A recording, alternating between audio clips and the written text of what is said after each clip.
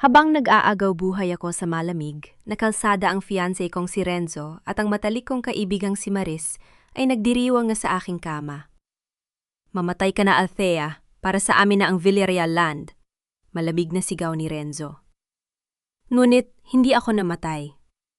Sa tulong ni Ate Kel, nagbalik ako mula sa impyerno upang bawiin ang lahat. Patay na ang tangang Althea. Ako na ang magpapakain sa inyo ng sarilinin, yung lason. Paano wawasakin ng isang nagbalik na reyna ang dalawang traidor sa mismong araw ng kasal? Simulan natin ang pagtutuos. Dahan-dahang hinahaplos ni Althea ang pinong lace ng kanyang belo, pinagmamasdan ang bawat tahi ng mamahaling trahe de boda na nakasabit sa kanyang tapat. Ang bawat hibla ng tela ay tila sumasalamin sa perektong buhay na kanyang pinang-arap, kasama ang lalaking pinakaimportanteng tao sa kanyang mundo. Hayaan mo muna siyang matulog sa kabilang silid, Maris. Pagkatapos ng kasal natin bukas, unti-unti nating papalitan ang mga gamot sa puso ng tatay niya para magmukhang natural na atake sa puso ang lahat. Ang boses na iyon ay nanggaling sa bahagyang nakabukas na pinto ng kanyang opisina, dinala ng malamig, na ihip ng aircon diretso sa kanyang pandinig. Ang boses ni Renzo, ang kanyang mapagmahal na fiancé, ang lalaking nakatakda niyang pakasalan sa loob ng mas mababa sa 20 oras. Siguraduhin mo lang, Renzo, sumunod ang pamilyar na boses ni Maris, ang kanyang matalik na kaibigan, na itinuring niyang sariling kapatid mula nung bata pa sila. Pagod na ako maging anino ng perpektong Althea na yan. Gusto ko sa akin naman mapunta ang Villarreal land. Habang buhay akong nagkunwaring kawawa sa harap ng pamilya niya, para lang makuha ang tiwala nila. Ngayong hawak mo na ang tiwala ng tatay niya, kailangan nating bilisan ang pagkilos bago pa tayo mapansin ng bago nilang abogado. Kasunod ng mga salitang iyon ay ang tunog ng mahinang tawa ni Renzo at Maris, isang tunog na tila mga karayom na sabay-sabay na tumusok sa utak ni Althea. Bago pa man makahinga si Althea sa tindi ng narinig, marahang kumatok ang kanyang wedding planner mula sa labas ng pinto. Hawak ang makapal na folder ng mga huling bayarin. "Ma'am Althea, pasensya na po sa istorbo. Kailangan po namin ang pirma ninyo para sa huling check ng catering at dekorasyon sa bulwagan. Hinihintay na po ng coordinator sa ibaba ang kabuuang bayad na 5 milyong piso." Ang gipit na sitwasyon ay tila isang malaking pader na unti-unting umiipit kay Althea. Sa labas ng pinto, naroon ang kanyang fiancé at matalik na kaibigan na nagpaplano ng kamatayan ng kanyang ama. Sa tapat naman niya ang organizer na nagmamadali para sa isang marangyang kasal na magiging simula ng kanyang sariling impyerno.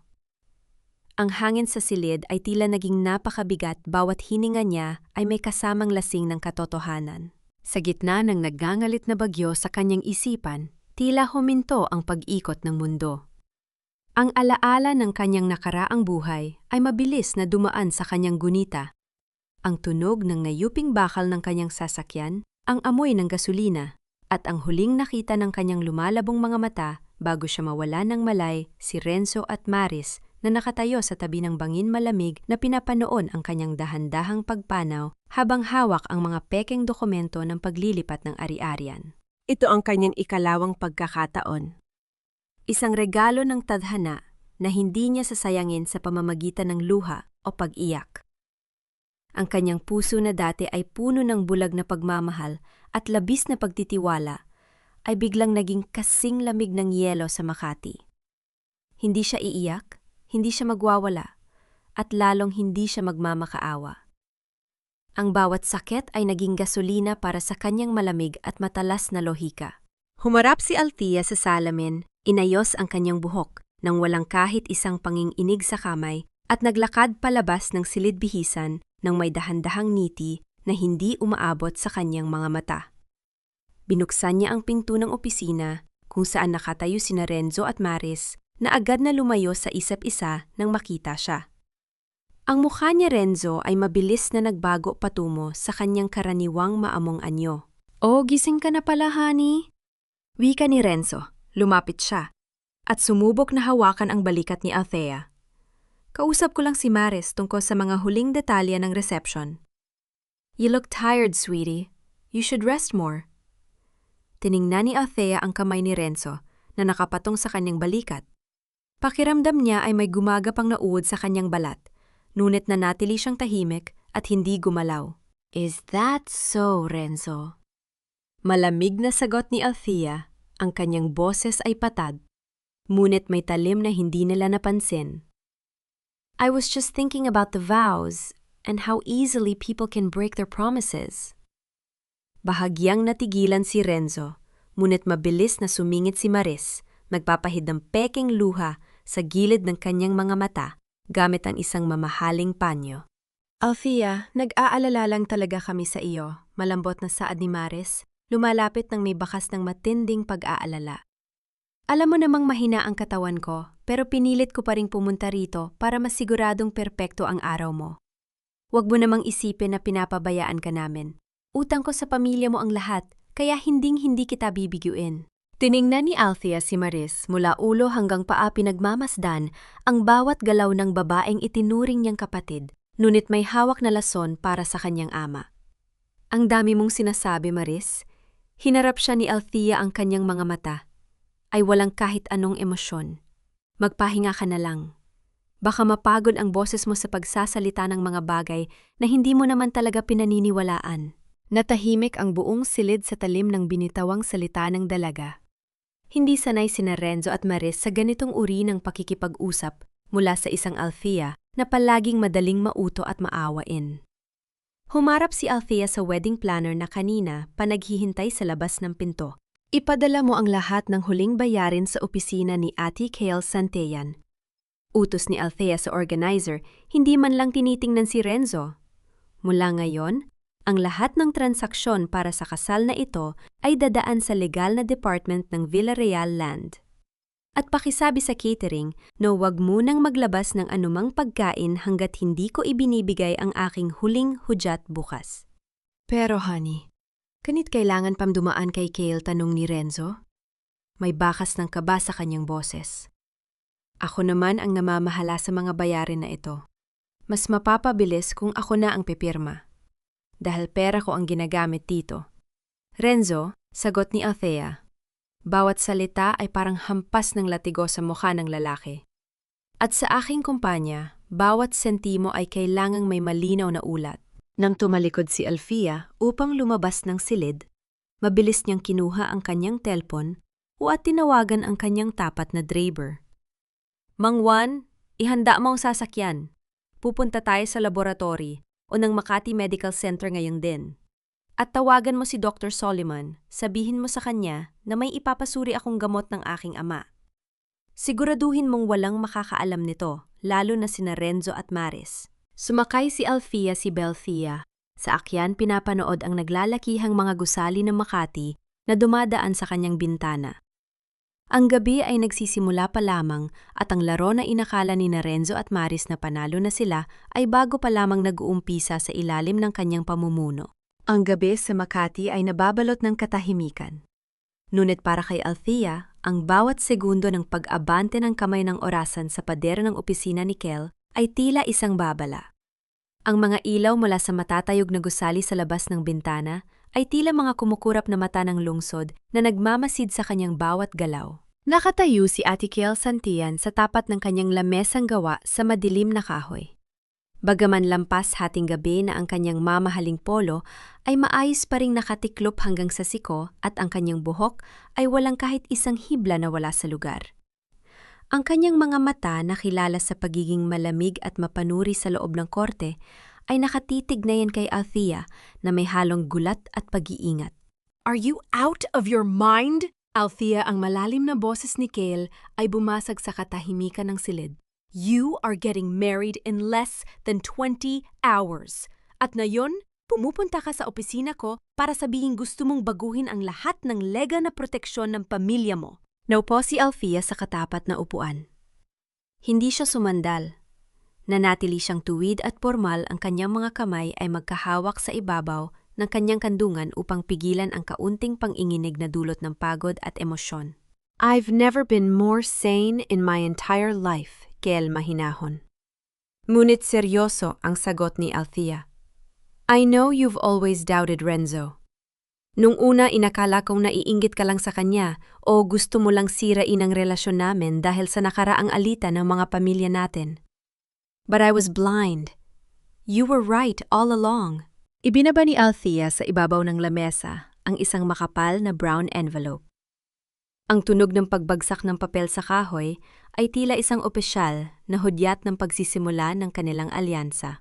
Kinuha ni Kel ang sobre, dahan-dahang binuksan ito at sinimulang basahin ang mga nakapaloob na dokumento. Habang lumilipas ang mga minuto, ang kanyang makapal na kilay ay unti-unting nagsalubong. Ang mga papel na iyon ay naglalaman ng mga detalyadong ulat ng bangko, mga lihim na paglilipat ng pondo mula sa Villarreal Land patungo sa mga dummy company sa labas ng bansa na nakapangalan kay Maris de la Vega at mga pirma ni Renzo Castillo bilang kumpirmasyon. Paano mo nakuha ang mga ito? Tanong ni Kel. Ang kanyang tingin ay bumalik kay Althea mas matalas pa kaysa kanina. Ang mga accounts na ito ay protektado ng mahigpit na bank secrecy laws. Kahit ako bilang abogado ng kumpanya ninyo ay nahirapang kumuha ng impormasyon dito sa nakalipas na 6 na buwan. May mga bagay na hindi mo na kailangang malaman kung paano ko nakuha, Kel. Wika ni Althea, sinalubong ang mapano. Ringtingin ng abogado ng walang takot. Ang mahalaga ay totoo ang mga yan. At hindi lang yan. Maris is slowly poisoning my father. Pinapalitan niya ang kanyang mga gamot sa puso ng lason upang magmukhang natural na atake sa puso ang kanyang pagpanaw pagkatapos ng kasal ko bukas. Tumayo si Kael, lumakad patungo sa dispenser ng tubig at kumuha ng isang baso ng mainit na tubig. Inilagay niya ito sa tapat ni Althea bago dahan-dahang umupo muli. Uminom ka muna, mababa ang kanyang bose, as may bakas ng hindi mairiringgan na lambot. Kanina ka pa nanginginig, Althea. Sa kabila ng matigas mong mukha, alam kong natatakot ka. Tinitigan ni Althea ang baso ng mainit na tubig. Ang usok na lagmumula rito ay dahan-dahang umaakyat sa hangin. Kinuha niya ang baso, hinayaan ang init nito na dumaloy sa kanyang malamig na mga palad. Sa nakaraang buhay niya, walang sinumang nag-alok sa kanya ng ganitong uri ng simpleng pag-aalaga. Palagi siyang inaasahan na maging malakas, maging perpekto. I don't have time to be scared. Kael, bulong ni Althea pagkatapos uminom ng kaunting tubig. I need an ironclad prenuptial agreement. Gusto ko sa oras na pirmahan ito ni Renzo, bukas, bago ang kasal, ang lahat ng kanyang ari-arian, kabilang ang mga shares na ibinigay ko sa kanya noon, ay otomatikong mababawi ko sa oras na mapatunayan ang pagtataksil o anumang gawaing kriminal laban sa akin at sa aking pamilya. At gusto ko, siya ang magbayad sa lahat ng utang na ginawa ng kanyang mga dummy company.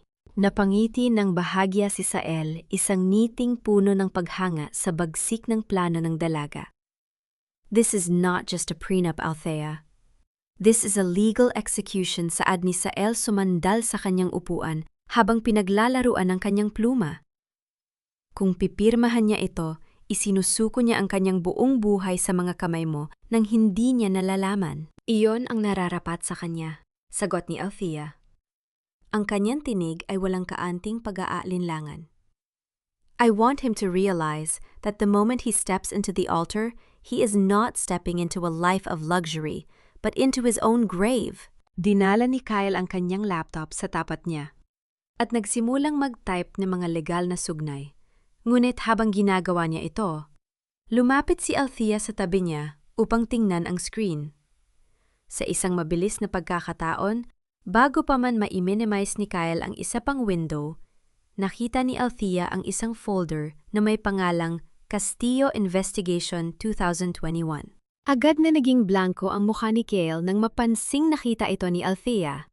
Mabilis niyang isinara ang folder at nagpatuloy sa paggawa ng kontrata. May mga sarili ka ring sikreto, Kyle. Puna ni Althea, pinapanood ang profile ng mukha ng abogado. Bakit mo iniimbestigahan ang pamilya Castillo bago ko pa man sabihin sa'yo ang lahat ng ito? Hindi sumagot si Kyle. Nagpatuloy lamang ang mabilis na tunog ng kanyang pag-type sa keyboard na siyang tanging sumisira sa katahimikan ng silid. Pagkalipas ng ilang minuto, huminto siya, humarap kay Althea at tinitigan ito ng diretso sa mga mata. Inabot ni Kyle ang kanyang kamay at marahang hinawakan ang kamay ni Althea na nakapatong sa lamesa. Ang init ng kanyang palad ay tila nagbigay ng pansamantalang kaligtasan sa nag-uguluhang mundo ng dalaga. Ginagawa ko ito dahil gusto kitang protektahan, Althea. Seryoso ang kanyang boses, walang halong biro. Ngunit kailangan mong malaman ang panganib.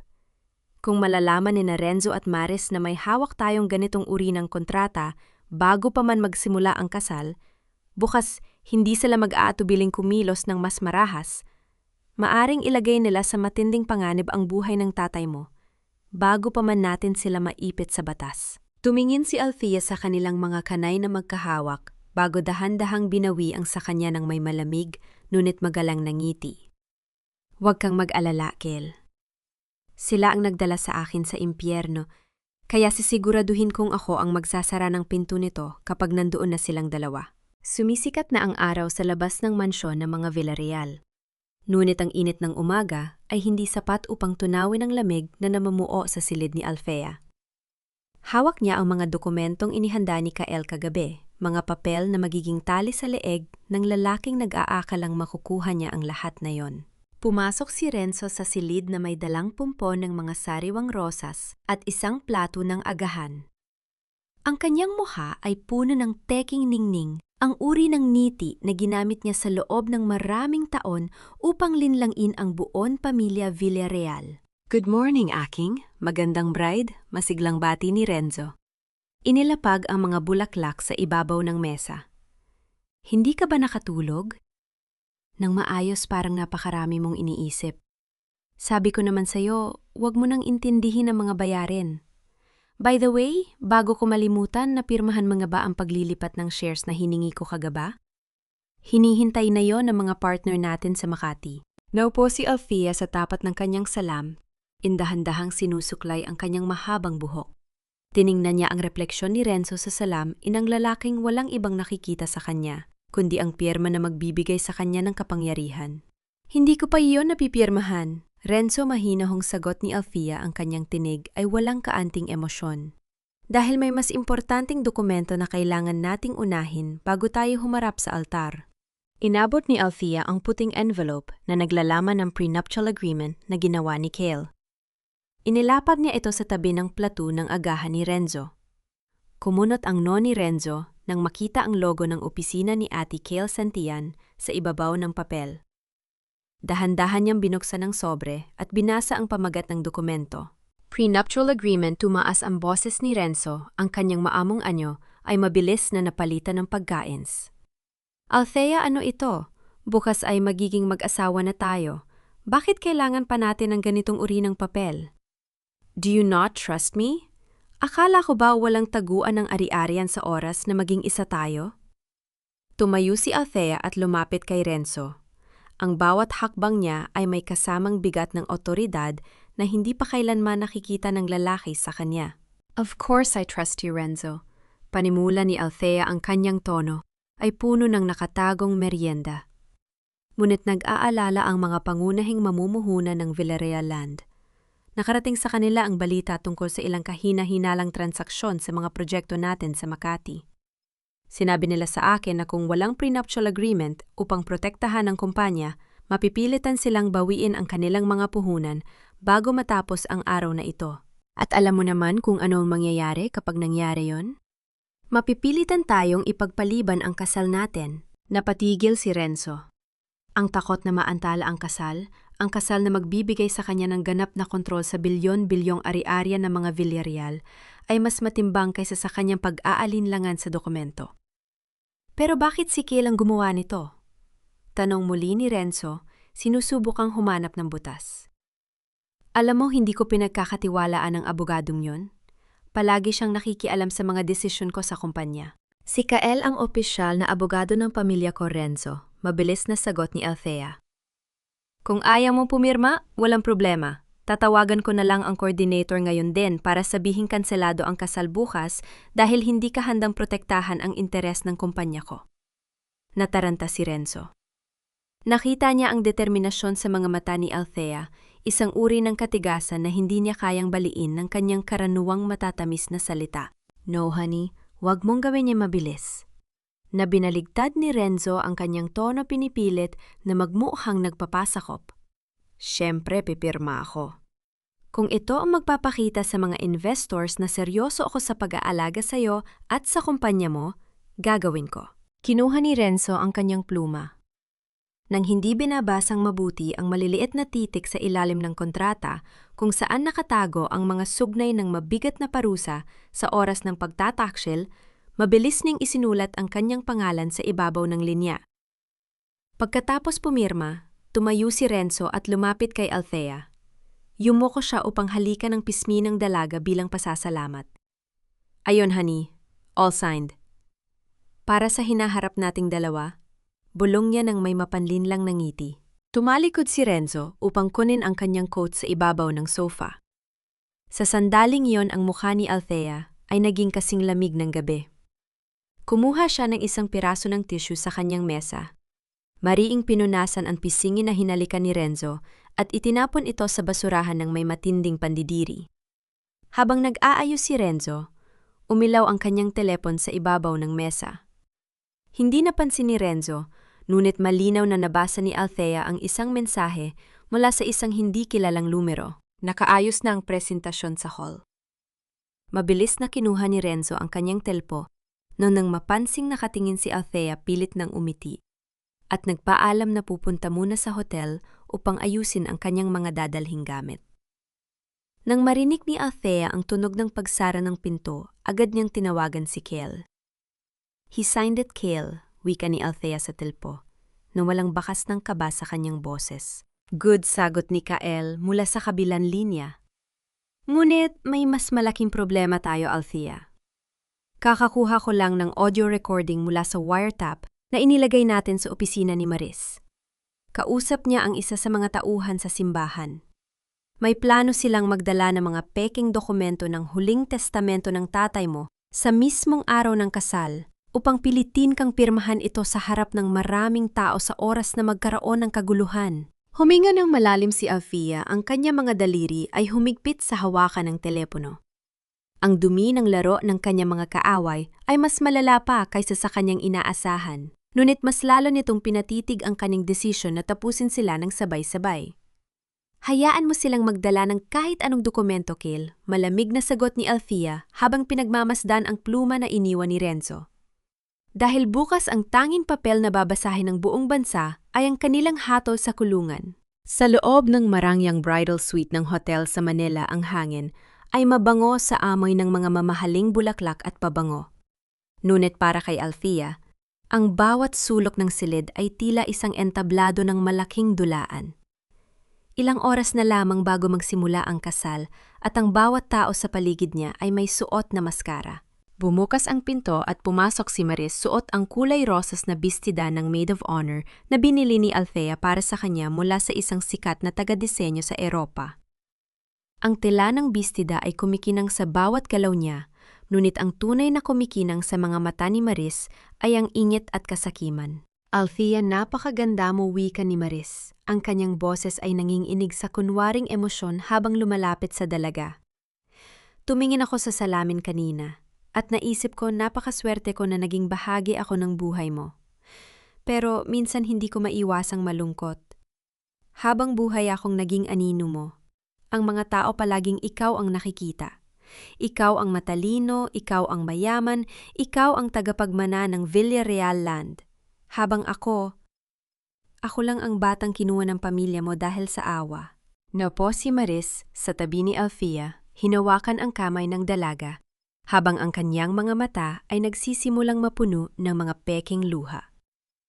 Ito ang kanyang paboritong papel. Ang maging biktima ang kaawa-awang kaibigan na nangangailangan ng pagkalinga upang makuha ang anumang gusto niya mula kay Althea. Huwag mong sabihin yan, Maris. Sagot ni Althea, pinapanatili ang kanyang boses na malambot. Ngunit ang kanyang mga daliri ay nananatiling matigas sa ilalim ng hawak ng kaibigan. Alam mo namang itinuring ka naming pamilya. Alam ko, kaya nga gusto kong bumawi sa iyo ngayon. Mabilis na pinunasan ni Maris ang kanyang pisingi at kumuha ng isang dokumento mula sa kanyang bag. Ito ang kasunduan para sa pagbili ng lupa sa Makati na pinag-uusapan natin noon. Gusto namin ni Renzo na ibigay ito sa iyo bilang isang sorpresang regalo para sa kasal ninyo. Pero kailangan muna namin ang pirma mo para sa pag-apruba ng paunang deposito mula sa pondo ng Villarreal Land. Huwag kang mag-alala, formalidad lang ito para masimulan ang paglilipat ng pangalan sa iyo. Tiningnan ni Althea ang dokumento. Sa kanyang nakaraang buhay, ito ang papel na naging dahilan upang mawalan siya ng kontrol sa bilyong pisong halaga ng ari-arian ng kumpanya, dahil ang nakatagong pahina nito ay isang lihim na power of attorney na nagbibigay kay Maris ng kapangyarihang pirmahan ang anumang transaksyon. Ngunit ngayon handa na si Althea. Sa tulong ni Cale, kagabi pinalitan niya ang mga huling pahina ng dokumento ng isang kontrata na nagtatakda na ang anumang pondong ilalabas para sa proyektong ito ay ituturing na personal na utang ni Renzo at Maris, na may 500% na interes kung mapapatunay yung walang naganap na pagbili ng lupa. Napakabait mo talaga, Maris. Nuumiti si Althea isang ngiting puno ng lihim na bagsik. Sige, pipirmahan ko ito. Para sa pagkakaibigan nating dalawa. Dahan-dahang isinulat ni Althea ang kanyang pangalan sa ibabaw ng papel. Ang bawat hagod ng kanyang pluma ay tila isang piraso ng kadena na unti-unting pumupupot sa leeg ni Maris. Nang makuha ang papel mabilis, na nagpaalam si Maris na may nagmamadaling niiti sinasabing dadalhin niya muna ito sa opisina ng coordinator sa ibaba upang maasikaso agad. Sa sandaling sumara ang pinto agad na kinuha ni Althea ang kanyang telpo at binuksan ng isang lihim na aplikasyon ng audio receiver. Bago pa man pumasok si Maris, naglagay na si Althea ng isang maliit na mikropo o sa loob ng hawakan ng bag ng kaibigan. Mula sa speaker ng kanyang telefon, narinig ni Althea ang boses ni Maris habang kausap si Renzo sa kabilang linya habang naglalakad ito sa pasilyo ng hotel. Renzo, nakuha ko na ang pirma ng Gaga. Napakadaling utuin ng babaeng yan kapag ginamitan mo ng konting iyak tungkol sa nakaraan. Bukas na bukas sa oras na matapos ang kasal sa atin na ang buong kumpanya at maaari na nating itapon ang pamilya niya sa kalsada. Siguraduhin mo lang na handa na ang mga tauhan mo sa simbahan. Pinatay ni Althea ang audio receiver nang may dahan-dahang paghinga. Walang galit sa kanyang mukha, kundi isang malalim na pakiramdam ng tagumpay. Ang bawat hakbang ng kanyang mga kaaway ay eksaktong sumusunod sa landas na inihanda niya para sa kanilang sariling pagbagsak. Lumapit si Althea sa malaking salamin ng silid. Itinaas niya ang kanyang mga kamay upang ayusin ang mahabang puting belo sa kanyang ulo. Sa salamin, nakita niya ang kanyang sarili, hindi na ang mahina at madaling sakta na Althea ng nakaraan, kundi isang babaeng handang lumaban para sa kanyang dangal at sa kanyang pamilya. Mula sa sulok ng silid ang kanyang makeup artist na si Clara, na kanina patahimik na nag-aayos ng kanyang mga gamit, ay lumapit ng may kakaibang ngiti. Tumingin si Clara kay Althea sa pamamagitan ng refleksyon sa salamin. Napakaganda ninyo ngayon, Ma'am Althea. Mababa ang boses ni Clara. May bakas ng kahulugan na tila hindi para sa simpleng pagpuri. Sigurado po ako ngayong araw na ito, makikita ng lahat ng tao kung sino talaga ang karapat-dapat na manatili sa itaas at kung sino ang dapat na mapunta sa ibaba. Natigilan ng bahagya si Althea sa narinig, ngunit bago pa man siya makapagsalita, umilaw ang kanyang telpono sa ibabaw ng mesa. Isang mensahe mula kay Cale ang dumating. Nasa posisyon na ang mga pulis sa paligid ng katedral. Ang lahat ng ebidensya ng pagtataksil at ang peking dokumento ni Maris ay nakarehistro na sa aming system. Mag-ingat ka sa bawat hakbang mo kapag naglakad ka na sa altar. Hinawakan ni Althea ang kanyang telefon nang mahigpit na ramdaman ang mahinang pag-click ng screen habang pinapatay niya ang ilaw nito. Ang oras ng paghihiganti ay nareto na at walang sinuman ang makakapigil sa kanya. Ang katedral ng Maynila ay napupuno ng mabangong usok ng insenso at ng tunog ng marahang kanta ng choir na umaakyat sa matatayog na arko ng simbahan. Ang bawat upuan ay okupado ng mga pinakasikat na tao sa lipunan ng Maynila, mga politiko, mga malalaking negosyante, at mga mamahayag na handang kumuha ng larawan para sa itinuturing na kasal ng taon. Sa unahang hanay nakaupo si Don Artemio Villarreal. Bagaman mukha siyang mahina at maputla ang kanyang mga mata, ay nananatiling gising at aler, o binabantayan ng dalawang matatangkad na lalaki na nakasuot ng itim na suit na lihim na inilagay ni Althea sa kanyang tabi. Bumukas ang malalaking pinto ng katedral at ang lahat ng tao ay sabay-sabay na tumayo upang lumingon. Naglakad si Althea si mahabang pulang alpombra. Ang kanyang mukha sa ilalim ng manipis na belo ay walang kahit kaanting emosyon, parang isang estatwa ng yelo na inukit sa pinakamahal na marmol. Walang kaba sa kanyang dibdib, walang pag-aalinlangan sa kanyang bawat hakbang. Ang bawat segundong lumilipas ay tila isang dahan-dahang pag-abante patungo sa pagtutuos. Sa dulo ng altar nakatayo si Renzo Castillo. Mukhang napakahusay sa kanyang puting tuksedo, may ngiti ng isang nagwagi.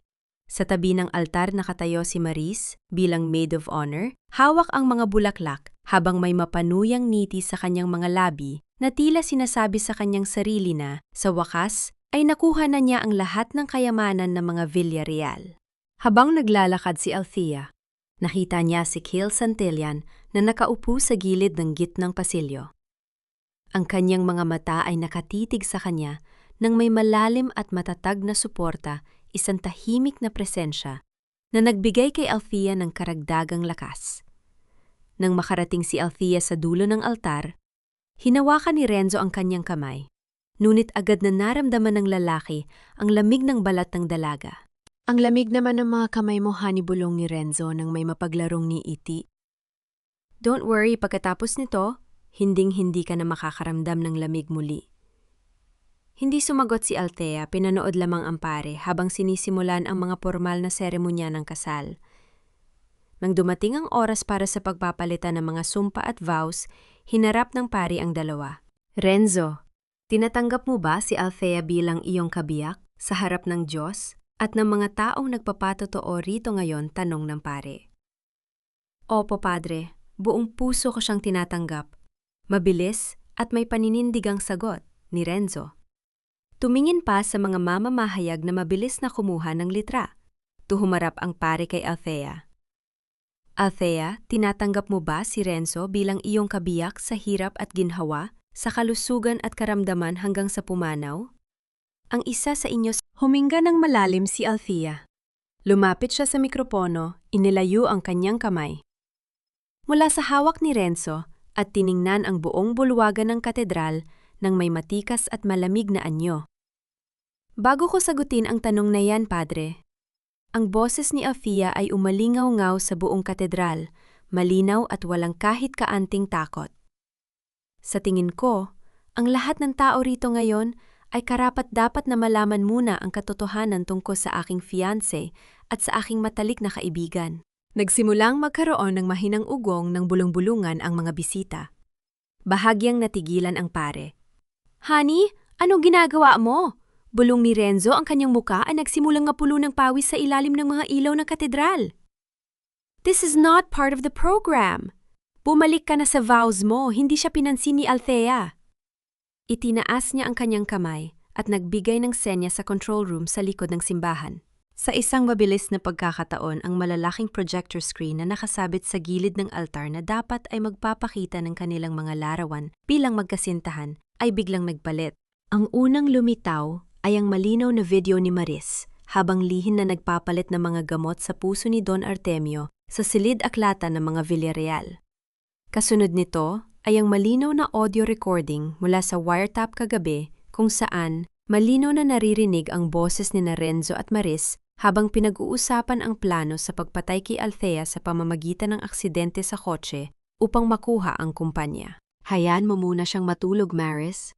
Pagkatapos ng kasal natin, bukas unti-unti nating papalitan ang mga gamot sa puso ng tatay niya para magmuhang natural na atake sa puso ang lahat.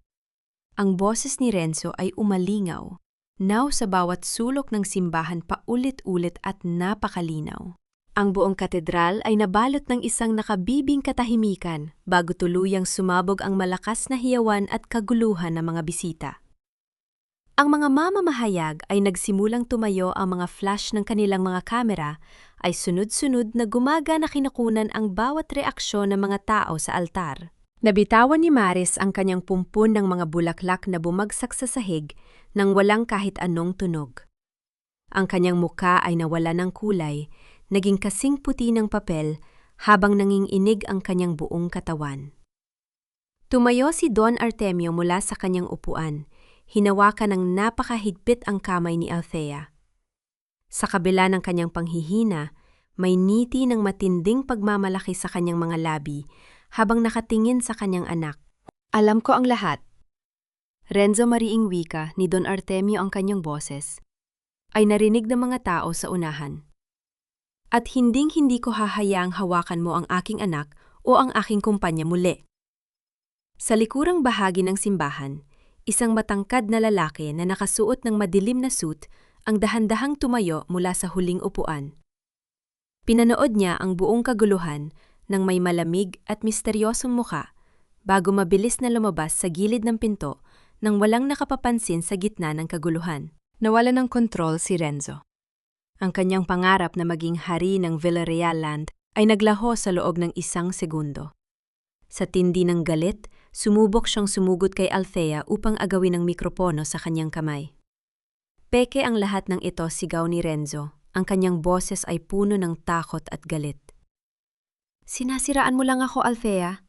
Ginawa mo ito kasamang abogadong yan. Ngunit bago pa man niya mahawakan ang dulo ng belo ni Althea, mabilis na humarang si Cale Santillan sa kanyang tapat. Sa isang mabilis na galaw, hinawakan ni Cale ang braso ni Renzo at binaligtad ito sa kanyang likod. Pinipigilan siyang makalapit sa dalaga habang ang mga security guard ay mabilis na pinalibutan si Althea at ang kanyang ama upang protektahan sila. Kasabay nito, ang malalahing pinto ng katedral ay muling bumukas at ang tunog na mabibigat na yabag ng sapatos ng mga armadong pulis ay nagsimulang umalingaw-ngaw sa marmol na sahig ng katedral papalapit sa altar kung saan nakatayo ang mga nagkasala. Ang ingay ng bulong-bulungan ng mga tao sa loob ng katedral ng Maynila ay unti-unting napalitan ng tunog na mabibigat na yabag ng sapatos ng mga pulis na mabilis na pinalibutan ng altar. Ang bawat hakbang ng mga awtoridad ay tila pag-abante ng kamatayan para sa mga pangarap ni Renzo at Maris. Nang makita ang mga unipormadong lalaki, mabilis na lumingon si Maris sa paligid. Sinubukan niyang dumaan sa maliit na pinto patungo sa sacristy upang takasan ang gulo. Ngunit hinarang siya ng 2 pulis. Iniharap sa kanya ng opisyal ang isang papel na may opisyal na selyo. Maris de la Vega, mayroon kaming warrant of arrest para sa iyo sa kasong attempted murder at estafa sa pamamagitan ng pamimek ng mga dokumento ng kumpanya, malamig na pahayag ng pulis habang hinahawakan ang kanyang braso. Nawalan ng kontrol si Maris. Ang kanyang magandang muka ay napuno ng takot at galit habang nagsimula siyang sumigaw at ituro si Renzo. Hindi ako ang may kasalanan, sigaw ni Maris. Nanginginig ang kanyang boses sa tindi ng takot. Si Renzo ang nag-utos sa akin na gawin ang lahat ng ito. Siya ang nagbigay sa akin ng lason. Althea, makinig ka sa akin. Magkaibigan tayo mula bata pa. Itinuring mo akong kapatid. Utang ko sa pamilya mo, ang buhay ko, hinding-hindi ko magagawa ito kung hindi ako pinilit ni Renzo. Tinitigan ni Althea si Maris ng may malamig na mukha. Walang kahit isang bakas ng awa sa kanyang mga mata, kundi isang malalim na pakiramdam ng kapayapaan habang nakikita ang katapusan ng kasinungalingan ng kanyang kaibigan. Ang utang na loob ay hindi binabayaran ng lason. Maris, maikli, ngunit mariing sagot ni Althea ang kanyang boses ay narinig ng mga taong nakapaligid sa kanila. At ang pagiging magkaibigan natin ay matagal lang namatay kasama ng mga peging luha mo. Humarap naman si Renzo kay Althea, dahan-dahang lumalapit habang nakataas ang kanyang mga kamay upang magmukhang kaawa-awa sa harap ng mga kamera ng media na patuloy na kumukuha ng bawat detalye. Althea, please, let's talk about this in private, bulong ni Renzo, nanginginig ang kanyang labi. Isipin mo ang danggal ng pamilya natin, isipin mo ang kasal natin, maaari nating ayusin ang lahat ng ito nang walang nakakalam na iba. Bago pa man makasagot si Althea, lumapit si Cale Santillan. Hawak ang nilagdaang prenuptial agreement at iniharap ito sa abogado ni Renzo na kabado ring lumapit sa altar. Ati Santillan, anong kahulugan nito? Tanong ng abogado ni Renzo habang mabilis na binabasa ang kontrata. Basahin mo ang sugnay sa ilalim ng Section 4 Clause B malamig. Napaliwanag ni Kael ang kanyang boses ay puno ng otoridad. Nakasaad doon na sa oras na mapatunayan ng anumang gawaing kriminal panloloko o pagtatangkang pumatay sa aking kliyente o sa kanyang pamilya, ang prenuptial agreement na nilagdaan ni Renzo Castillo ngayong umaga ay otomatiko magpapatupad ng mga parusa. Isinusuko niya ang lahat ng kanyang shares sa Villarreal land, ibinabalik ang lahat ng ari-arian kay Althea, at siya ang magiging solong responsabale sa pagbabayad ng lahat ng utang ng kanyang mga dummy company na nagkakahalaga ng ₱100,000. Pinasa ng abogado ni Renzo. Ang dokumento, lumaki ang kanyang mga mata sa tindi ng gulat bago dahan-dahang lumingon kay Renzo at umiling. Wala tayong magagawa, Renzo. Bulong ng abogado.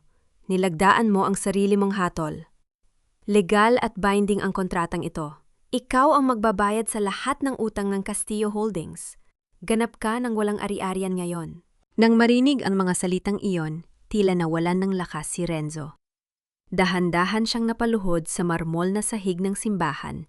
Ang kanyang puting taksido ay nadumihan ng alikabok ng altar habang nakatitig sa sahig ng walang direksyon. Lumapit si Althea sa harap ni Renzo.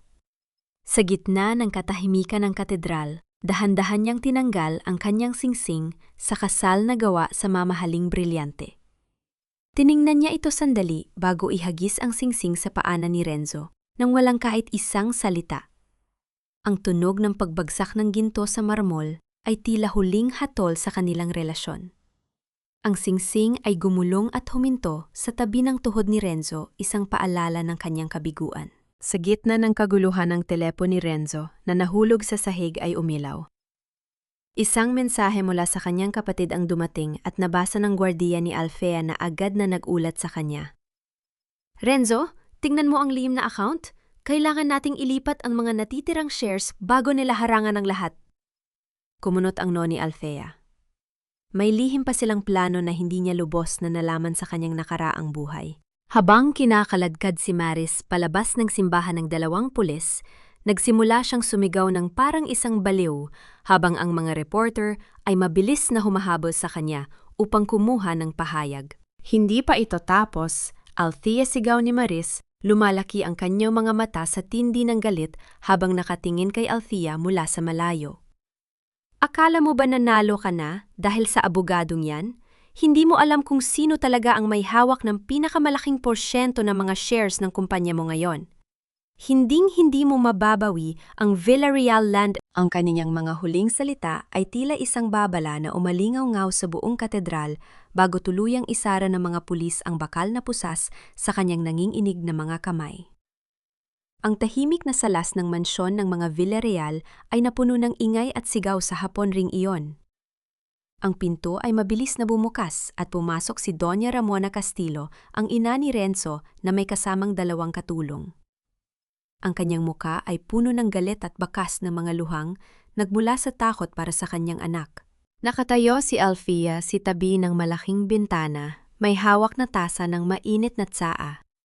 Wala man lang kaba sa kanyang muka habang tinititigan ang inang dating itinuring niyang sariling ina. Nuwit na yon ay isa na namang mukha ng kasakiman. Althea, paano mo nagawa ito sa anak ko? Sigaw ni Doña Ramona, lumalapit habang itinuturo ang dalaga. Sinira mo ang pangalan ng Pumali pamilya? Castillo, ginawa mo kaming katawa-tawa sa harap ng buong bansa dahil lang sa isang simpleng maling pagkakaintindihan. Walang puso ka ba? Ibinaba ni Althea ang kanyang tasa sa ibabaw ng lamesang kristal. Ang tunog ng porselana sa ibabaw ng salamin ay tila isang malamig na pahiwatig ng kanyang kahandaan sa anumang sagutan. Maling pagkakaintindihan, Doña Ramona, malamig na tanong ni Althea. Ang pagpapalit ba ng gamot ng tatay ko upang patayin siya ay isang maling pagkakaintindihan? Ang pagnanakaw ba ng mahigit 40 milyong piso mula sa kumpanya ko upang ibili ng mamahaling kondominium at alahas para kay Maris? Ay isang simpleng pagkakamali lamang. Ibinigay ni Althea sa matanda ang isang makapal na ulat ng audit mula sa kanyang legal na koponan. Tiningnan ni Doña Ramona ang ulat, ngunit pilit niyang pinaninindigan ang kanyang pagiging victimizer. Ang pera ay mababayara. Althea, galit na sigaw ng matanda. Pero ang ipakaladkad mong anak ko sa mga pulis sa mismong araw ng kasal ninyo, napakasama ng ugali mo. Walang lalaking magmamahal sa'yo dahil napakatigas ng puso mo. Bahagyang numiti si Althea, isang niting puno ng merienda at walang kaanting sakit. Hindi ko kailangan ng pagmamahal na galing sa isang magnanakaw at mamamatay tao. Doña Ramona, wika ni Althea, bago humarap sa dalawang matatangkad na gwardiya sa gilid ng pinto. Ilabas ninyo ang babaeng ito sa mansyon ko. At kapag muli siyang tumapak sa loob ng bakod ng pamilya Villarreal, magsampa kayo ng kasong trespassing at harassment laban sa kanya. Hindi mo pwedeng gawin ito sa akin, sigaw ni Ramona, habang hawak ng mga gwardiya ang kanyang mga braso at dahan-dahan siyang inilalabas ng pinto. Magsisisi ka, Althea. Hinding-hindi ka magkakaroon ng kapayapaan nang tuluyang maisara ang pinto. Huminga ng malalim si Althea. Mabilis siyang pumunta sa private wing ng Makati Medical Center kung saan inilipat si Don Artemio upang masiguradong ligtas ang kanyang kalusugan. Sa loob no malinis at tahimik na silid ng ospital, nakaupo si Don Artemio sa kanyang tumba-tumba habang nakatitig sa bintana. Nang makita si Althea, ngumiti ang matanda at inabot ang kanyang kamay, lumapit si Althea, yumuko at dahan-dahang kinuha ang kamay ng kanyang ama upang idikit sa kanyang no ang tradisyonal na pagmamano na nagpapakita ng malalim na paggalang. "Pakumusta ang pakiramdam mo?" mahalem na tanong ni Althea. "Mas maayos na ang pakiramdam ko ngayon, anak," tugon ni Don Artemio, habang hinahaplos ang buhok ni Althea. "I am so proud of you, Althea. Iniligtas mo ang buhay ko at iniligtas mo ang kumpanyang binuo ng pamilya natin.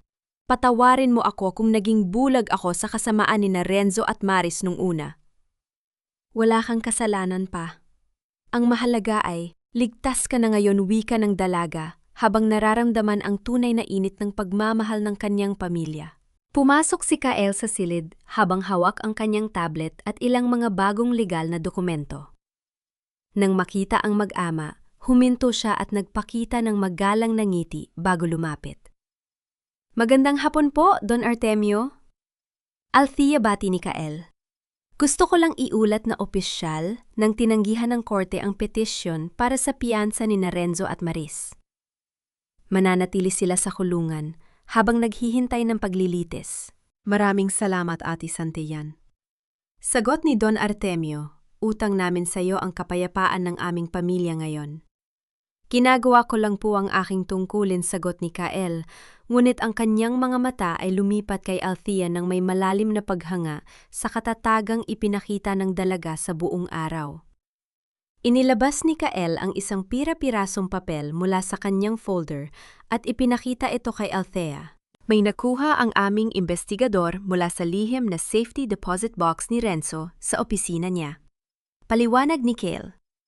Isang sirang kontrata na may pirma ng isang hindi kilalang foreign corporation, ang Aegis Global Enterprises. Tila bumibili sila ng mga debt certificates ng Villarreal land ng patago sa nakalipas na 3 buwan. Kumunot ang no ni Althea habang tinititigan ang pangalan ng kumpanya. Bago pa man siya makapagsalita, ang kumukurap na pulang ilaw sa ibabaw ng kanyang telepon ay nagsimulang gumalaw kasabay ng isang priority notification mula sa kanyang personal na bangkero. Kinuha ni Althea ang telepon at binasa ang mensahe. "Ma'am Althea, may kasalukuyang sinusubukang maglipat ng 100 milyong piso mula sa inyong offshore sub-account patungo sa Aegis Global Enterprises gamit ang inyong nakaimbak na digital signature." Ang boardroom ng Villarreal land sa pultahan ng pinakamataas na palapag ng kanilang gusali sa Makati ay napupuno ng ingay ng mga galit na boses. Ang mga miyembro ng Board of Directors na pawan mga kilalang negosyante sa bansa ay nagkakatipon-tipon habang pinag-uusapan ang pagbaba ng halaga ng stock ng kumpanya dahil sa iskandalo sa katedral kahapon. "Hindi natin pwedeng iasa ang hinaharap ng kumpanyang ito sa isang batang babae na ginawang circus ang kanyang kasal."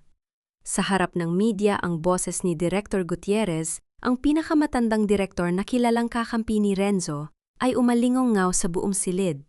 "Kailangan nating hilingin ang kanyang pagbibitiw bilang Chief Executive Officer ngayong araw din." Bumukas ang malalaking pinto ng boardroom. Pumasok si Althea, suot ang isang kagalang-galang na puting tailored suit. Ang kanyang lakad ay may kasamang matatag na awtoridad at ang kanyang mukha ay walang kahit anong bakas ng takot o pagod. Sa kanyang tabi ay si Ate Kale Santillan na may hawak na makapal na leather briefcase. Agad na natahimik ang buong silid nang umupo si Althea sa dulo ng mahabang lamesang gawa sa mahusay na kahoy, ang upuan ng pangkalahatang pinuno ng kumpanya. Magandang umaga, ladies and gentlemen, panimula ni Althea. Ang kanyang tinig ay malamig, ngunit puno ng kapangyarihan. Narinig ko ang iyong huling sinabi, Director Gutierrez. Gusto mo ba talagang pag-usapan natin ang tungkol sa pagbibitiw ngayon? Sumandal si Director Gutierrez sa kanyang upuan, sinusubukang gumamit ng pananakot upang pasunurin ang dalaga. Althea, bata ka pa at masyadong emosyonal, panimula ni Gutierrez nang may mapanmaliit na tono. Ang nangyari sa kasal mo ay nagdulot ng malaking pinsala sa imahe ng Villarreal Land. Ang mga mamumuhunan ay natatakot. Kung talagang mahal mo ang kumpanyang binuo ng tatay mo, isusuko mo ang iyong posisyon sa isang mas may karanasan na pinuno. Bahagyang ngumiti si Althea, ngunit ang kanyang mga mata ay nanatiling kasing lamig ng yelo. Matalino ang iyong mungkahi, Director Gutierrez, wika ni Althea. Ngunit bago ko pag-isipan ang pagbibitiw, bakit hindi muna natin pag-usapan ang lihim na transaksyon na naganap 45 minuto ang nakalipas? Ang pagtatangkang maglipat ng 100 milyong piso mula sa ating reserves patungo sa isang offshore account, nawala ng kulay ang mukha ni Director Gutierrez. Tumingin si Althea kay Kael na agad na naglabas ng mga makakapal na folder at ipinamahagi ito sa bawat miyembro ng board. Ang mga dokumentong hawak ninyo ngayon, ang malalim na boses ni Kael ay bumasag sa kaba sa silid, ay nagpapatunay na si Director Gutierrez kasama sina Director Santos at Reyes, ay tumanggap ng milyong-milyong pisong suhol mula sa mga dummy company ni Renzo Castillo. Sila ang pumirma sa mga peking kontrata sa Pampanga na nagdulot ng malaking utang sa kumpanya. Nagsimulang magkaroon ng matinding kaguluhan sa loob ng boardroom. Ang iba pang mga direktor na walang kinalaman sa anomalya ay nagsimulang magsalita laban kina Gutierrez. Paninirang puri ito, galit na sigaw ni Gutierrez habang nanginginig ang kanyang mga kamay. Peke ang mga dokumentong yan, subukan mong dalhin ito sa korte, Director Gutierrez. Malamig na hamon ni Althea habang nakatitig ng diretsyo sa matanda. Mayroon kang dalawang opsyon ngayong umaga. Una, pipirmahan ninyong tatlo ang inyong agarang pagbibitiw at ibebenta ninyo ang inyong mga shares pabalik sa kumpanya sa pinakamababang halaga. O, ikalawa, papapasukin ko ang mga ahente ng National Bureau of Investigation na naghihintay sa labas ng pintong ito upang arestuhin kayo sa kasong estafa at economic sabotage. Natahimik ang buong boardroom. Nalaman ng lahat ng tao sa silid na si Althea ay hindi na ang maawain at madaling manipulahing babae ng nakaraan. Siya ay isang tunay na pinuno na handang protektahan ang kanyang nasasakupan sa pamamagitan ng bakal na kamay. Nang walang nagawa, dahan-dahang kinuha ni Gutierrez at ng dalawa pa nitong kasabwat ang kanilang mga pluma at pilit na isinulat ang kanilang mga pirma sa mga papeles ng pagbibitiw bago mabilis na lumabas ng silid ng may matinding kahihiyan. Humarap si Althea sa mga natitirang direktor. Mula ngayong araw, sisimula natin ang muling pag-aayos ng Villarreal Land. Ang lahat ng tiwali ay tatanggalin at ang tiwala ng publiko ay ibabalik natin sa pamamagitan ng katapatan. Mayroon pa bang gustong humamon sa aking pamumuno? Walang sinumang nagsalita. Sa halip, ang mga natitirang direktor ay sabay-sabay na tumayo at nagbigay ng isang taos-pusong palakpakan para sa bagong lakas ng kanilang pinuno. Pagkatapos ng mahabang pagpupulong ng makalabas na ang lahat ng tao, naupo si Althea sa kanyang upuan at isinandal ang kanyang ulo. Ang tindi ng pagod mula sa walang hintong pakikipaglaban sa nakalipas na 2 araw ay pumasok sa kanyang katawan. Dahan-dahang inilagay ni Kale sa tapat ni Althea ang isang maliit na lalagyan ng matatamis na candy at isang baso ng mainit na tubig. Kainin mo ito, malambot ang boses ni Kale habang nakatayo sa kanyang tabi. Napansin kong medyo paos na ang boses mo bago matapos ang pagpupulton kanina. You did an incredible job today, Althea. Tumingin si Althea sa candy bago tumingin kay Kale. Isang tunay at banayad na ngiti ang lumitaw sa kanyang mga labi sa unang pagkakataon. Salamat, Kale.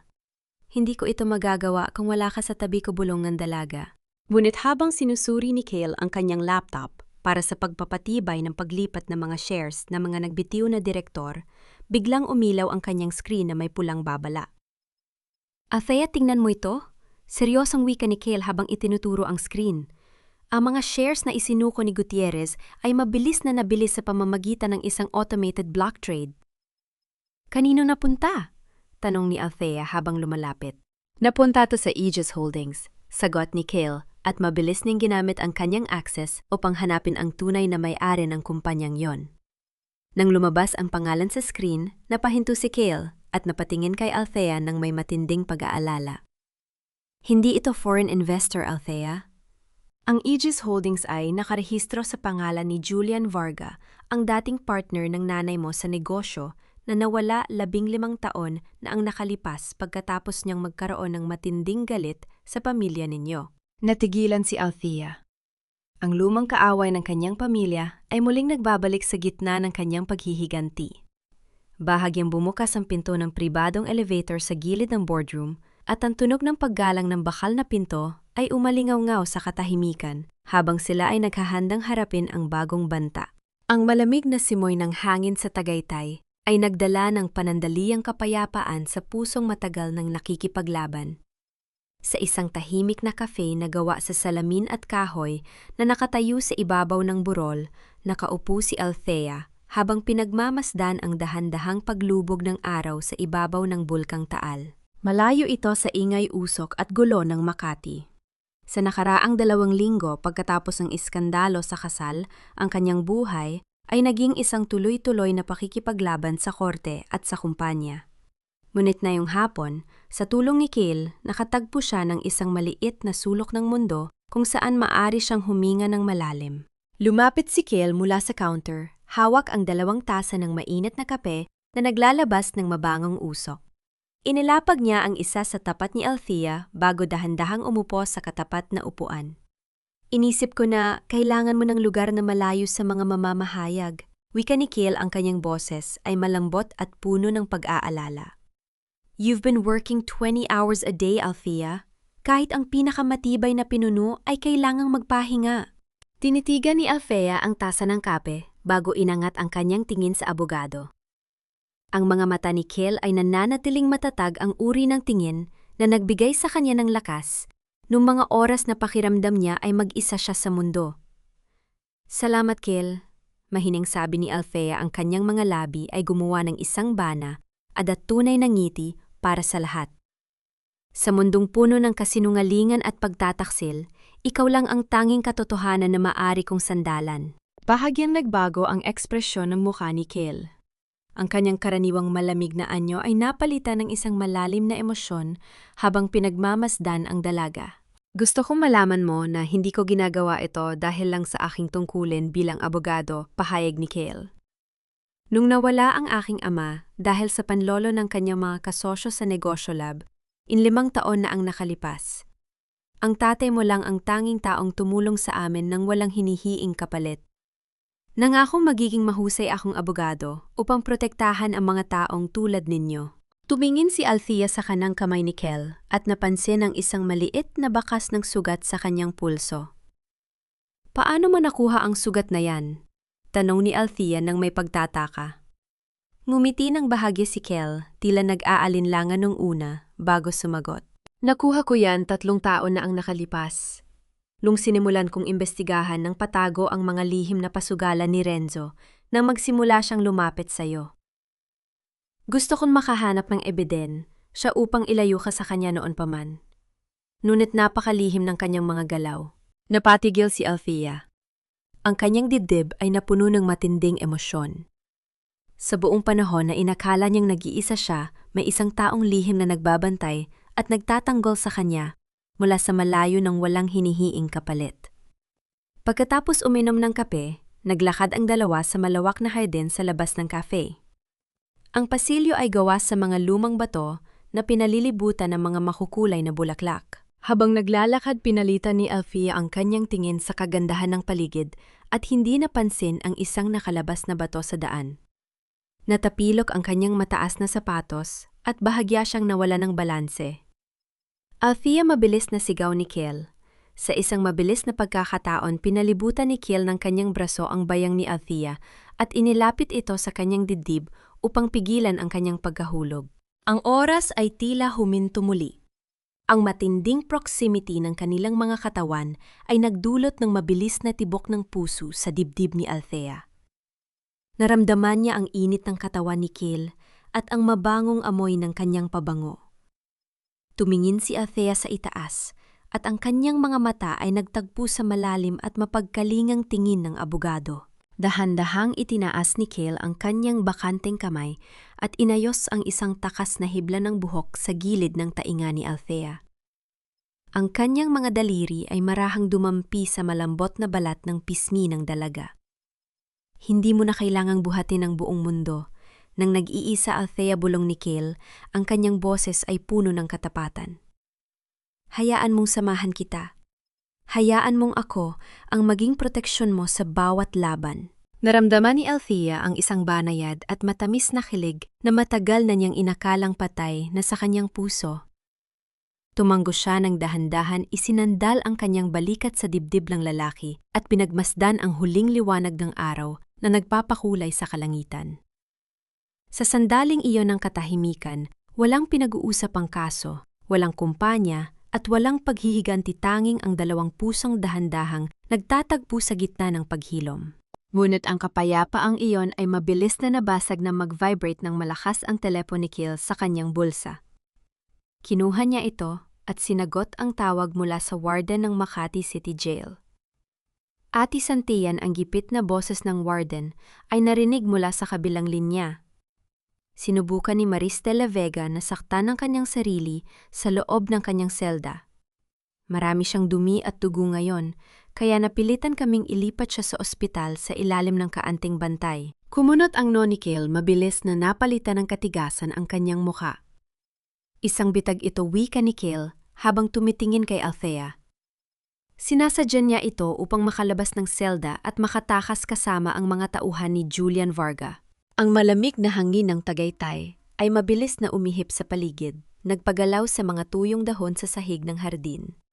Habang ang dilim ng gabi ay tuluyang lumamon sa kalangitan, ang silid hukuman ng Makati Regional Trial Court ay napupuno ng matinding tensyon. Ang bawat upuan ay okupado ng mga mamamahayag mula sa iba't ibang istasyon ng telebisyon, mga kasosyo sa negosyo, at mga taong gustong makakita sa huling hatol sa pinakamalaking iskandalo sa lipunan ng Maynila. Sa mesa ng mga akusado nakaupo sina Renzo at Maris. Si Renzo ay mukhang payat, ng ingitim ang paligid ng mga mata at nawala na ng dating ningning ng kanyang pagiging maayos sa sarili. Si Maris naman ay nakasakay sa isang wheelchair, nakasuot ng damit ng ospital at patuloy na umiiyak ng mahina ang kanyang huling pagsubok na gumamit ng tiyutro na maging biktima upang makaawaan ng hukom. Your Honor, ang abogado ni Maris ay tumayo, ang aking kliyente ay kasalukuyang nagdurusa sa matinding trauma at hindi maayos na pag-iisip dahil sa mga nangyari. Hinihiling namin na ilipat siya sa isang pasilidad sa psychiatry sa halip na sa pambansang kulungan. Bahagyang ngumiti si Kel Santian mula sa kanyang upuan bago dahan-dahang tumayo at humarap sa hukom. Your Honor, ang boses ni Kel ay umalingaw-ngaw ng may ganap na paninindigan. Naghain kami ng opisyal na ulat mula sa 3 independenteng dalubhasa sa psikolohiya na kinuha ng korte. Ang mga pagsusuri ay nagpapatunay na si Maris de la Vega ay ganap na nakakaunawa sa kanyang mga ginagawa at ang kanyang pag-arte bilang may sakit sa pag-iisip ay isang malinaw na pagtatangkang takasan ng batas. Ibinigay ni Kel ang mga medical na ulat sa hukom. Nang marinig ito, ang mga peking luha ni Maris ay agad na natuyo at ang kanyang muka ay napalitan ng isang matalas na tingin ng matinding puot kay Kel at Althea. Nang makitang bumagsak ang depensa ni Maris, nawala na rin ng kontrol si Renzo. Tumayo siya at itinuro si Maris sa harap ng lahat ng tao sa silid. Siya ang may kasalanan ng lahat, Your Honor. Sigaw ni Renzo, ang kanyang boses ay puno ng kaba at kababaan ng pagkatao. Inakit niya ako. Siya ang nagplano na palitan ang mga gamot ni Don Artemio. Naniwala lang ako sa kanya dahil pilit niya akong tinatakot. Sinungaling ka, Renzo, galit na sigaw ni Maris. Habang tumatayo mula sa kanyang wheelchair, nakakalimutan ang kanyang pagkukunwaring mahina. Ikaw ang nag-utos sa akin na kunin ang pera. Ikaw ang gustong pumatay kay Althea dahil ayaw mo nang maging sunod-sunuran sa kanya. Ang dalawang akusado ay nagsimulang mag-away at magsumbatan sa harap ng korte na nagpakita ng kanilang tunay na mababang pagkatao sa harap ng buong bansa. Pumalo ang malakas na tunog ng martilyo ng hukom sa ibabaw ng wooden block upang ibalik ang kaayusan sa silid. Tumahimik ang lahat utos ng hukom bago tumingin kay Kael. Ati Santian, maaari mo nang ibigay ang iyong pangwakas na argumento. Humarap si Kael sa hukom at sa mga tao sa silid. Ang kanyang tindig ay matigas at ang kanyang mga mata ay nagniningning sa katotohanan. Your Honor, panimula ni Kael ang kasong ito ay hindi lamang tungkol sa pagnanahaw ng milyong-milyong piso o pagpapalsipikasyon ng mga dokumento ng kumpanya. Ito ay tungkol sa isang masamang pagtataksil sa tiwala ng isang pamilya yang nagbigay sa kanila ng tirahan pagkain at magandang hinaharap. Ang pamilya Villarreal ay nagbukas ng kanilang tahanan para sa kanila. Ngunit ang ibinalik ng mga akusado ay lason at tangkang pagpatay. Ang katarungan ay hindi dapat mag-atubili sa pagbibigay ng nararapat na hatol para sa mga taong walang pagpapahalaga sa buhay ng iba. Naupo si Kyle sa tabi ni Althea. Dahan-dahang kinuha ni Althea ang kamay ng kanyang ama na nakaupo sa kanyang kabilang tabi habang naghihintay sa huling desisyon. Inayos ng hukom ang kanyang salamin at binasa ang opisyal na hatol. Sa kasong attempted murder at grand fraud, ang korte ay nahahanap na si Maris de la Vega ay gwardyadong guilty beyond reasonable doubt, idineklara ng hukom. Siya ay hinahatulan ng reclusion perpetua o habambuhay na pagkakakulong ng walang karapatan sa piyansa. Sa kasong malversasyon ng pondo, falsification of public documents at conspiracy, si Renzo Castillo ay hinahatulan ng 30 taong pagkakakulong at utos na ibalik ang lahat ng perang nanakaw sa Villarreal land. Ang buong silid hukuman ay napuno ng mahinang bulong-bulungan ng kasiyahan mula sa mga tao. Napaluhod si Maris sa sahig habang umiiyak ng may tunay na takot na yon. Habang si Renzo ay nakatitig sa bakante habang isinusuot ng mga pulis ang bakal na posas sa kanyang mga kamay. Humarap si Althea kay Don Artemio. Yumakap siya ng mahigpit sa kanyang ama, nararamdaman ang matinding kaluwagan sa kanyang dibdib. Tapos napabulong ni Althea habang pumapatak ang isang solong luha ng kaligayahan sa kanyang pisingi. Ligtas na tayo. Tumingin si Althea kay Kale na nakatayo sa kanilang tabi. Ang abogado ay tumango ng may malalim na pagmamalaki at pagmamahal sa kanyang mga mata. Habang kinakaladkad palabas ng silidin, na Renzo at Maris suot ang kanilang mga orange na damit ng bilanggo, lumingon si Maris kay Althea sa huling pagkakataon. Ang kanyang mga mata ay puno ng matinding pagsisisi at ingit. Ngunit hindi na siya tiningnan ni Althea. Dahan-dahang tumalikod ang dalaga, ganap na isinasara ang pinto ng kanyang nakaraang sakit.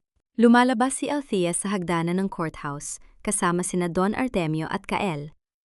Ang liwanag ng araw ay nagbibigay ng ningning sa kanyang mukha, habang ang mga flash ng kamera ng media ay patuloy na gumagana. Hinarap ni Althea ang mga mikropono ng mga mamamahayag ng may matatag na ngiti. Ngayong araw, ang katarungan ay naipatupad na pahayag ni Althea. Ang Villarreal land ay mananatiling matatag at tapat sa publiko. Ang nakaraan ay tapos na at ang ating bagong simula ay nag-umpisa ngayong araw. Lumipas ang 1 taon.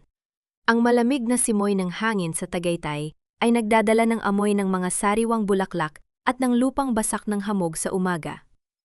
Sa malawak na balkonahe ng bagong gawang bahay ng mga Villarreal, nakaupo si Althea sa isang puting armchair habang pinagmamasdan ang tahimik na kagandahan ng bulkang Taal sa ibaba. Ang nagdaang 12 buwan ay naging isang panahon ng malaking pagbabago at paghilom. Sa ilalim ng kanyang pamumuno, ang Villarreal land ay muling nakatayo at naging isa sa mga pinakarespetadong kumpanya sa bansa. Ang lahat ng tiwali ay natanggal at ang tiwala ng publiko ay ganap nang naibalik. Sa ibaba ng balkonahe, sa may hardin, makikita si Don Artemio na masaya nag-aalaga ng kanyang mga orchids. Ang kanyang kalusugan ay ganap na bumalik pagkatapos mawala ang lason sa kanyang katawan at mapalitan ng tamang pag-aalaga mula sa mga tapat na doktor. Bumukas ang salaming pinto ng balkonahe at pumasok si Kael. Nakasuot siya ng isang simpleng puting linen shirt malayo sa kanyang pormal na suit sa korte at may hawak na isang pompon na mga puting lila ang paboritong bulaklak ni Althea. Magandang umaga, Althea. Ang malambot na boses ni Kael ay nagdala ng warmth sa malamig na umaga. Inilapap ni Kael ang mga bulaklak sa ibabaw ng mesa at umupo sa tabi ng dalaga. Dahan-dahang kinuha ni Althea ang isang bulaklak at inamoy ito ng may banayad ng iti. Nabalitaan ko kay Ate Santos kanina, panimula ni Kael ibinasura ng Korte Suprema ang huling apela ni Renzo. Mananatili sila ni Maris sa loob ng bilangguan para sa buong panahon ng kanilang hatol. Tumango si Althea, ngunit walang galit o matinding emosyon sa kanyang mukha. Ang pangalan ng dalawang taong yon ay hindi na nagdudulot ng kahit kaanting sakit sa kanyang dibdib. Alam mo, Kael? Wika ni Althea habang nakatitig sa malawak na lawa nung unang bumalik ang aking alaala. Inakala ko na ang paghihiganti ang tanging bagay na magbibigay sa akin ng kaligayahan. Inakala ko na ang makita silang nabigo ang magpapasaya sa akin. At ngayon, tanong ni Kael pinagmamasdan ang magandang profile ng mukha ng dalaga. Ngayon napagtanto ko na ang tunay na tagumpay ay hindi ang pagbagsak ng aking mga kaaway, kundi ang muling pagkuha sa kontrol ng aking sariling buhay. Sagot ni Althea tumingin ng diretso sa mga mata ng abogado. Pinatawad ko na sila. Hindi dahil karapat-dapat sila sa patawad, kundi dahil karapat-dapat ako sa kapayapaan.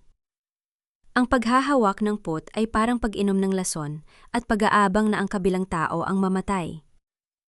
I chose to let go of the anger so I could fully live again. Huminga ng malalim si Kael. Ang kanyang mga mata ay nagniningning sa matinding paghanga at pagmamahal.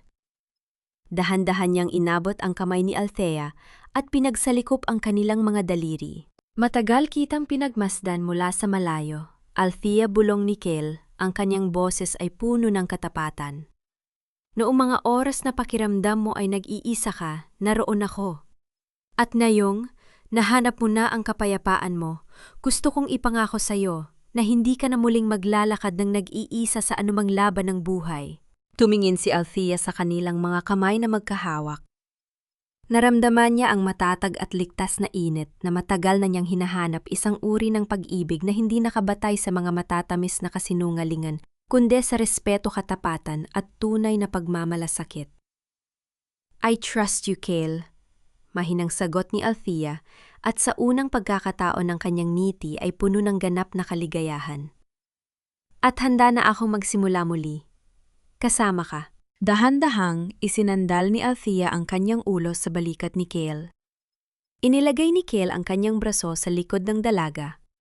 Dahan-dahang pinalibutan ito ng kanyang yakap, habang sabay nilang pinagmamasdan ang liwanag ng umaga na nagpapaganda sa kalangitan ng Tagaytay. Mula sa hardin sa ibaba, ang mahinang tunog ng tawa ni Don Artemio habang kausap ang hardiner ay sumabay sa malamig na simoy ng hangin na nagdala ng isang panibagong awit ng pag-asa at pag-ibig sa bahay na yon. Ang kwento ng isang babaeng minsan nang nasaktan, ngunit pilit na bumangon gamit ang sariling lakas at danggal, ay ganap ng nagwakas hindi sa pighati ng nakaraan, kundi sa liwanag ng isang bagong umaga.